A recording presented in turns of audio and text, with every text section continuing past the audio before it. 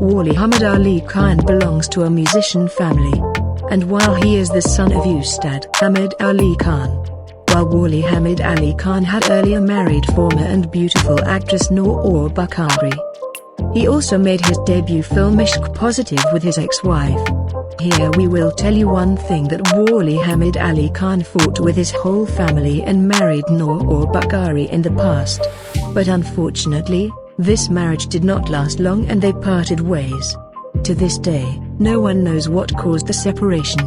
Walid Hamid Ali Khan is the lead vocalist of Rubber Boys band.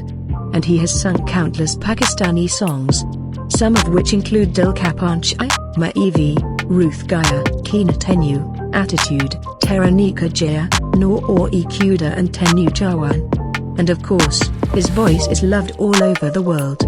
Walid Hamid Ali Khan has remarried today after parting ways with Noor Bukhari. And he has shared his wedding pictures with his fans. It can be seen in the pictures that he is very happy with his wife and family. So let's see some beautiful pictures of their wedding.